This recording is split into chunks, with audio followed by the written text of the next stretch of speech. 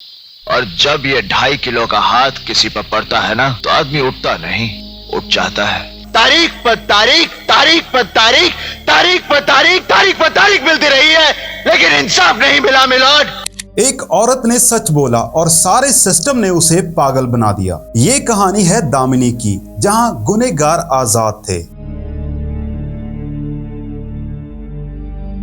और सच बोलने वाली औरत ही मुजरिम बन गई। और जब सच को बोलने वाला कोई नहीं बचा, तब कोर्ट में एक आदमी खड़ा हुआ। ये केस सिर्फ कानून का नहीं था, ये ज़मीर का केस था। ये कहानी है दामिनी की और उस आदमी की जो सिस्टम से टकरा गया। दामिनी एक women centric crime drama film थी और इस मूवी को 30 अप्रैल 1993 को रिलीज किया गया था। इस मूवी को डायरेक्ट किया था राजकुमार संतोषी जी ने। इस मूवी की स्टोरी लिखी थी राजकुमार संतोषी और सुतानु गुप्ता जी ने। हालांकि इससे पहले राजकुमार संतोषी सनी देओल और मीनाक्षी शेषाद्री के साथ 1990 में सुपरहिट मूवी घायल बना चुके थे, जो कि उनकी बॉलीवुड में एज ए डायरेक्टर पहली डेब्यू फिल्म थी। इसके पहले वो साल 1982 में आई 2 मूवीज विजेता और अर्ध सत्य में असिस्टेंट डायरेक्टर काम कर चुके थे। इस मूवी के में लीड पर हमें नजर आई थी मीनाक्षी शेषाद्री, सनी देओल, ऋषि कपूर, कुलभूषण खरबंदा और अमरीश पुरी। इस मूवी का म्यूजिक दिया था नदीफ सरवण ने और इसके लिरिक्स लिखे थे समीर ने और टोटल 5 गाने इस मूवी में रखे गए थे। दोस्तों, दामिनी मूवी उस टाइम की बनी फिल्मों में सबसे डिफरेंट और एकदम अलग जॉनर की फिल्म थी। उस समय दोस्तों ये नॉर्मल था कि लोगों की पसंद या तो एक्शन मूवी देखना होता था या फिर रोमांटिक मूवी, और ये एक सोशल वुमेन सेंट्रिक और रेप जैसे सेंसिटिव सब्जेक्ट पर बनी ये मूवी थी। और बॉलीवुड की बाकी मूवी से एकदम अलग सब्जेक्ट हो जाने के बाद भी लोगों ने इस मूवी को बहुत पसंद किया।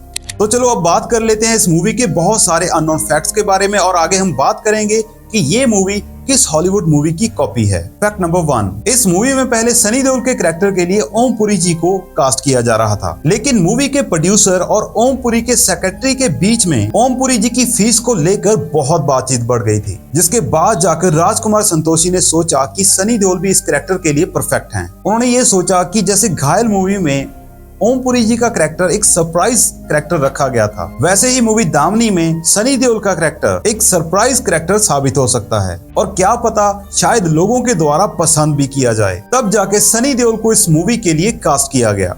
फैक्ट नंबर 2, इस मूवी में पहली बार सनी देओल और आमिर खान एक साथ नजर आए थे। हाँ, ये बात अलग है कि हमें फिल्म के किसी भी फ्रेम में वो एक साथ एक फ्रेम में नहीं नजर आए। आमिर का इस मूवी में एक कैमियो रोल था और आमिर खान मीनाक्षी शेषाद्री के साथ वो इस मूवी के गाने बिन साजन झूला झूलू में नजर आए थे। हालांकि आमिर खान मूवी के डायरेक्टर राजकुमार संतोषी की अगली मूवी अंदाज अपना अपना में भी एक साथ काम कर रहे थे और राजकुमार संतोषी जी की रिक्वेस्ट पर ही उन्होंने इस मूवी में एक कैमियो रोल प्ले किया था। यहाँ पर एक सोचने वाली बात यह है कि राजकुमार संतोषी और सनी देओल की फिल्म घायल और आमिर खान माधुरी दीक्षित की फिल्म दिल 1990 में सेम डे रिलीज हुई थी और उसके बाद साल 1996 में राजकुमार संतोषी और सनी देओल की फिल्म घातक और आमिर खान की film Raja Hindustani same month release हुई थी और उसके बाद साल 2001 में सनी देओल की मूवी गदर और आमिर खान की मूवी लगान एक ही दिन रिलीज हुई थी। फैक्ट नंबर 3, कहते हैं कि इस मूवी की शूटिंग स्टार्ट होने से पहले मीनाक्षी शेषाद्री और राजकुमार संतोषी के बीच कुछ टेंशन हो गई थी और इन दोनों की अनबन हो जाने के बाद राजकुमार संतोषी इस मूवी में डिम्पल कपाड़िया को कास्ट करने वाले थे, लेकिन डिम्पल कपाड़िया और ऋषि कपूर के बीच पहले से ही कोई मुश्किल चल रही थी और इसी वजह से ऋषि कपूर ने डिम्पल कपाड़िया के साथ काम करने से साफ साफ इनकार कर दिया। इसके बाद राजकुमार संतोषी ने श्रीदेवी को भी अप्रोच किया। कहते हैं कि उस समय श्रीदेवी की फीस बहुत ज्यादा थी और हर तरफ ट्राई करने के बाद राजकुमार संतोषी फिर मीनाक्षी शेषाद्री के पास गए और उनको इस मूवी के लिए कास्ट किया। अभी आप एक काम करो, कमेंट करके बताओ कि अगर मीनाक्षी की अलावा कोई और एक्ट्रेस इसमें होती तो क्या वो इतना कमाल कर पाती? नीचे कमेंट करके जरूर बताना। फैक्ट नंबर 4, इस मूवी के रिलीज के टाइम पर राजकुमार संतोषी इस मूवी के प्रोड्यूसर से बहुत नाराज थे क्योंकि मूवी के प्रोड्यूसर्स ने सनी देओल के बड़े बड़े पोस्टर्स शहर में हर तरफ लगवा दिए थे और इस पोस्टर में ऋषि कपूर को साफ साफ इग्नोर कर दिया, जबकि ऋषि कपूर तो इस मूवी में मेन लीड कैरेक्टर का रोल प्ले कर रहे थे। राजकुमार संतोषी सनी देओल को फिल्म के पब्लिसिटी के लिए यूज नहीं करना चाहते थे। राजकुमार संतोषी ये चाहते थे कि पोस्टर्स में सिर्फ सनी देओल की छोटी सी आकृति दिखाई दे और मूवी प्रोड्यूसर्स ने इसका एकदम उल्टा किया। उन्होंने सनी देओल की बड़ी बड़ी फोटोज मूवी के पोस्टर में लगाई थी और ऋषि कपूर को एज ए सेकंड कैरेक्टर दिखाया गया था। फैक्ट नंबर 5, मूवी के डायरेक्टर राजकुमार संतोषी ने जब ऋषि कपूर को इस मूवी की स्टोरी सुनाई तो उस टाइम पर इस मूवी में 3 पॉजिटिव कैरेक्टर रखे गए थे। फर्स्ट ऋषि कपूर, सेकंड एक वकील और थर्ड एक शराबी, जहां पर ओमपुरी पहले वकील का कैरेक्टर प्ले करने वाले थे और शक्ति कपूर एक शराबी का कैरेक्टर प्ले करने वाले थे। लेकिन बाद में राजकुमार संतोषी ने इन दोनों कैरेक्टरों को मिलाकर एक कैरेक्टर बना दिया और इस तरह सामने आया सनी देओल का वकील और शराबी वाला कैरेक्टर। और कहते हैं कि इस बात से ऋषि कपूर बहुत नाराज हुए क्योंकि उन्हें पहले ये चीज नहीं बताई गई थी। पर देखो, ऋषि कपूर ने इसको एज ए चैलेंज एक्सेप्ट किया और मूवी में बने रहे। फैक्ट नंबर 6, ये मूवी दोस्तों सनी देओल के कैरियर के लिए एक मील का पत्थर साबित हुई थी, जिसने कि सनी देओल की एक्शन हीरो वाली इमेज को भी खत्म कर दिया था। हालांकि इस मूवी में सनी देओल हमें इंटरवल के बाद ही नजर आते हैं, लेकिन इस मूवी में उनका रोल और उनके डायलॉग्स बहुत पावरफुल थे। फिल्म का एक बहुत बेस्ट डायलॉग, तारीख पर तारीख, तारीख पर तारीख, तारीख पर तारीख, तारीख पर तारीख, तारीख पर तारीख, तारीख पर तारीख मिलती रही है, लेकिन इंसाफ नहीं मिला मिलोड। और जब ये 2.5 किलो का हाथ किसी पर पड़ता है तो वो उठता नहीं, उठ जाता है। और जब ये 2.5 किलो का हाथ किसी पर पड़ता है ना, तो आदमी उठता नहीं, उठ जाता है।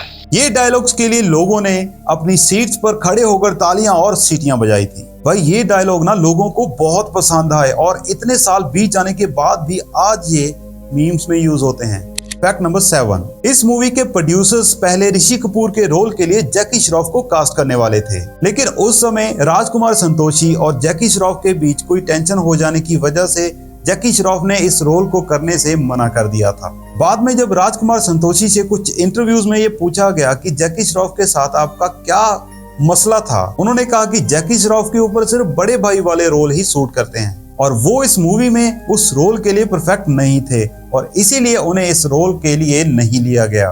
फैक्ट नंबर 8, इस मूवी में मीनाक्षी शेषाद्री के कैरेक्टर को क्रिटिक्स ने और लोगों ने बहुत पसंद किया था और मीनाक्षी शेषाद्री को ये लगा था कि उनको इस मूवी के लिए बेस्ट एक्ट्रेस का फिल्म फेयर अवार्ड तो पक्का मिलेगा, लेकिन उन्हें इस मूवी में रोल करने के लिए फिल्म फेयर अवार्ड नहीं, उन्हें लॉरियल अवार्ड दिया गया था। और उस समय कुछ ऐसी अफवाहें उड़ने लगी कि मीनाक्षी शेषाद्री इस बात से बहुत नाराज हो चुकी हैं और वो अब बॉलीवुड को छोड़ देगी। हालांकि अगर देखा जाए, मीनाक्षी शेषाद्री की 1993 में आई मूवी दामनी के बाद सिर्फ एक बड़ी मूवी आई थी साल 1996 में सनी देओल के साथ घातक। इन दोनों के अलावा उनकी बॉलीवुड में और कोई बड़ी मूवी नहीं आई।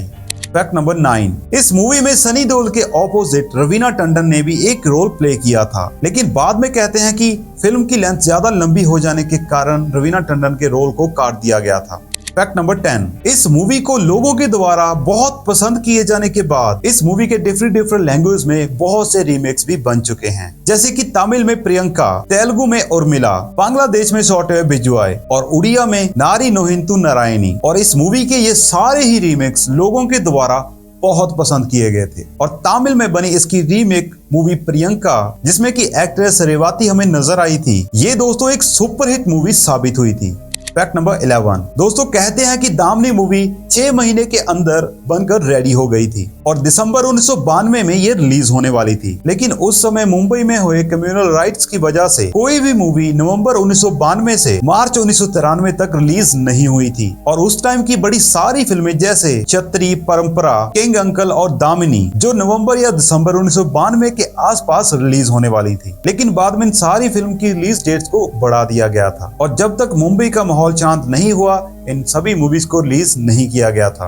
फैक्ट नंबर 12, और अब बात कर लेते हैं इस मूवी का कॉपी हॉलीवुड कनेक्शन। दामनी दोस्तों किसी भी हॉलीवुड मूवी की कॉपी नहीं है, लेकिन हाँ, द अक्यूज्ड मूवी जो कि 1988 में आई थी, इस जैसी मूवी से थीम इंस्पिरेशन ली जरूर गई थी, लेकिन इस मूवी का एक भी सीन, कोर्टरूम मूवमेंट या character ARC scene to scene match नहीं करते, इसलिए दामनी पर कभी प्लेजरिज्म या कॉपी का केस नहीं लगा, क्योंकि इस मूवी की कहानी इंडियन कोर्ट केस और विटनेस इंटिमिटेशन पर बेस्ड थी। हॉलीवुड तो सिर्फ रेफरेंस था, सोर्स नहीं, और हॉलीवुड की कुछ और मूवी से भी इसे जोड़ा जाता है, जैसे कि 1985 में आई विटनेस और 1987 में आई नट्स। पर भाई ये हमारी मूवी कॉपी नहीं है, किसी भी हॉलीवुड मूवी की कॉपी नहीं है, ये प्योर इंडियन देसी मसाला है। फैक्ट नंबर 30, सनी देओल का किरदार मूवी के इंटरवल के बाद आता है, लेकिन उनकी एंट्री इतनी धमाकेदार है कि दर्शकों ने वही याद रखा। सच तो दोस्तों ये है कि उनका स्क्रीन टाइम बहुत कम था, लेकिन उन्होंने नेशनल अवार्ड और फिल्म फेयर अवार्ड जीत लिया। उनके डायलॉग्स तारीख पे तारीख और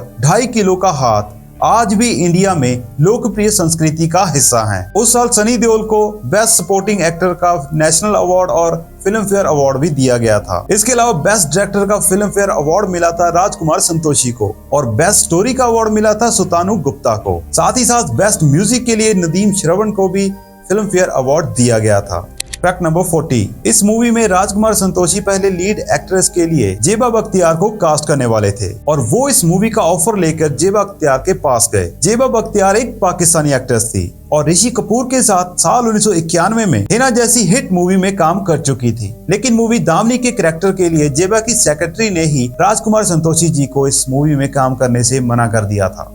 फैक्ट नंबर 50, तो चलो अब बात कर लेते हैं इस मूवी के बजट और इसके बॉक्स ऑफिस कलेक्शन की। तो दोस्तों दामनी मूवी का अप्रोक्स बजट जो रखा गया था वो ऑफिशियली तो शो कहीं नहीं है, बट हाँ इसका 2 करोड़ से लेकर 4 करोड़ के बीच बजट रखा गया था और इस मूवी ने इंडिया और वर्ल्ड वाइड मिलाकर 11 करोड़ 75 लाख रुपए का कलेक्शन किया था और ये एक हिट फिल्म थी और ये साल 1993 की 6ठे नंबर पर सबसे ज्यादा पैसे कमाने वाली फिल्म बन गई थी। पर इसकी सबसे बड़ी जो दुख की बात वो ये है कि मीनाक्षी शेषाद्री का इतना जबरदस्त एक्ट होने के बाद भी उन्हें फिल्म फेयर अवार्ड दिया ही नहीं गया।